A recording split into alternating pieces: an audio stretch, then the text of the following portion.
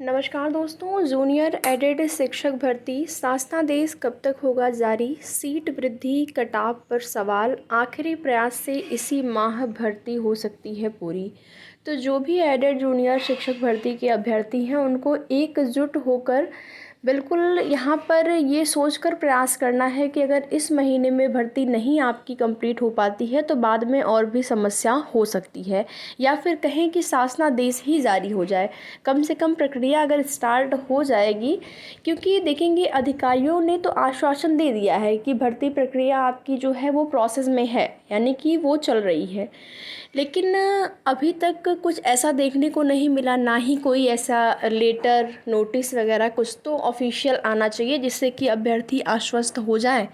अभी देखेंगे जो अभ्यर्थियों का प्रयास है वो निरंतर जारी है।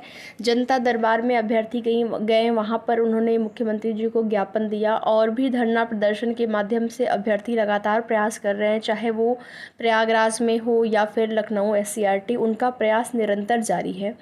तो सभी लोग सहयोग करिए। यहाँ पर लगभग 46,000 के आसपास अभ्यर्थी हैं जो कि क्वालिफाई हुए हैं, जो कि पास हैं एडेड जूनियर शिक्षक भर्ती में। तो देखिए, सबसे बड़ा सवाल यहाँ पर इस समय जैसे ही भर्ती प्रक्रिया में या फिर कहें कि मुख्यमंत्री जी जैसे ही एक मीटिंग के माध्यम से जो अधिकारी लोग हैं उनको उन्होंने ये निर्देश दिया कि भर्तियों पर कार्य हो, भर्तियाँ जल्द से जल्द पूरी हों, जो रिक्त पद हैं वो भरे जाएं। उसके बाद से देखिए अभ्यर्थी तो एक्टिव हो गए हैं, प्रयास जारी है, लेकिन जो सीटों की संख्या को लेकर चीज़ें हैं वो अभी तक क्लियर नहीं हो पाई हैं कि सीटें कितनी होंगी। जब तक सीटें नहीं कंफर्म हो पाती हैं कितने सीटों पर शासनादेश जारी हो पाएगा या होगा, तब तक यहाँ पर कटाव को लेकर जो सवाल है वो सबके मन में बना ही रहेगा। कल की डेट में मैंने एक वीडियो अपलोड किया था एडेड जूनियर शिक्षक भर्ती का, जिसमें कि मैंने वहाँ पर सीटों की संख्या को लेकर बात करी थी कि सीटें जो हैं अधिकतम जो पद हैं या फिर कहें अध्याचन के जो पद हैं, अगर उतने पदों पर आपकी भर्ती पूरी हो जाती है तब भी बहुत अच्छा होगा। और उसके बाद भी सीटें खाली हुई हैं। जब आपका विज्ञापन जारी हुआ था उस समय रिक्त पद जो थे वो 6,000 के आसपास थे, तो उसके बाद भी पद आपके खाली हुए होंगे। लगभग आप मान के चलिए कि 8,000 के आसपास पद हो जाएंगे, लेकिन अधिकारी लोग क्या उन पदों को ऐड करेंगे? 6,000 भी, अगर 6,000 पर भी शासनादेश जारी होता है तब भी बहुत अच्छी बात होगी।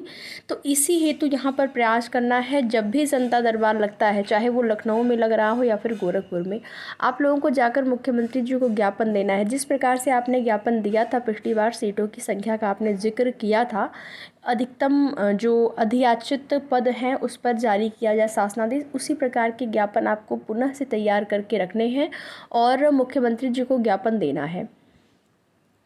इसी टाइम जिस भी भर्ती पर कार्य हो जाएंगे, बाद में फिर हो सकता है कि समस्या हो जाए। ठीक है, तो आप लोगों को प्रयास करना है। बाद में देखिए कोर्ट खेलने वाले लोगों की कमी नहीं है, ये तो आप सभी को भी पता है। अलग अलग भर्तियों में आप देखेंगे 12,460 शिक्षक भर्ती 2016 की भर्ती थी जो कोर्ट मैटर के अधीन थी, और उस पर जो है ज्वाइनिंग होने के बाद भी वहाँ पर विद्यालय आवंटन नहीं हो पाया था।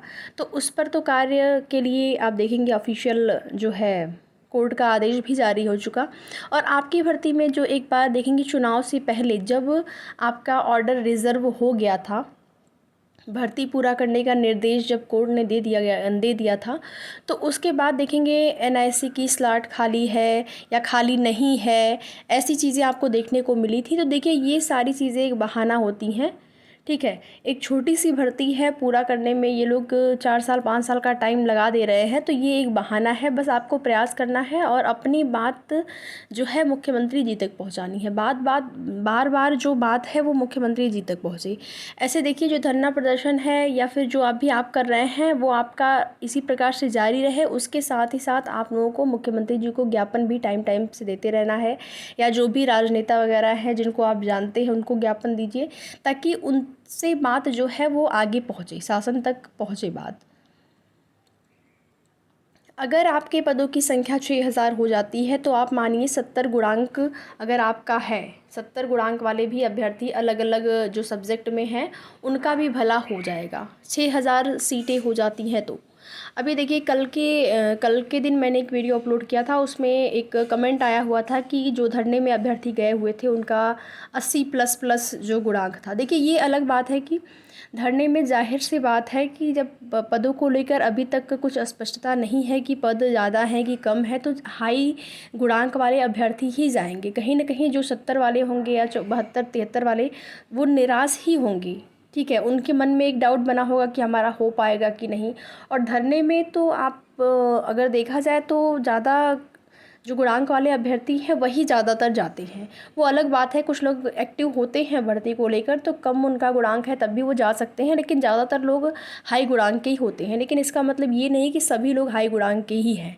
ठीक है, तब भी अगर 6000 सीटें हो जाती हैं यहाँ पर, तो आप मान के चलिए कि 70 गुणांक, बार बार जैसे कि आप लोग पूछते रहते हैं कि हमारा इतना गुणांक है, तो अगर आपका 75 प्लस है, 75 के आसपास या 74 भी है, तो एक ये उम्मीद लगती है कि हाँ हो जाएगा।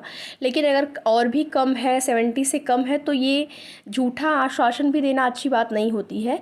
तो आप लोग समझ सकते हैं, सीटें पहले क्लियर होनी चाहिए। सीटें क्लियर हो जाएंगी उसके बाद ही ये बिल्कुल आपको एक एग्जैक्ट कट ऑफ बताई जा सकती है। ठीक है, लेकिन अभी आप मोटा मोटा मान के चलिए कि अगर आप 74-75 के आसपास हैं तो आप अपने आप को सेफ समझें। और ऐसा नहीं है कि केवल इसी के भरोसे बैठना है। जाहिर सी बात है कि बिहार में शिक्षक भर्ती के लिए भी आपने आवेदन किया होगा, परीक्षा आपकी अब जो है होने वाली है, तो तैयारी आप लोग उसके लिए भी करते रहिए। बाकी आगे की जो भी जैसी भी अपडेट होगी आप सभी को उसकी सूचना समय समय पर चैनल के माध्यम से दी जाएगी। तो वीडियो में लास्ट तक बने रहने के लिए आप सभी का बहुत बहुत धन्यवाद।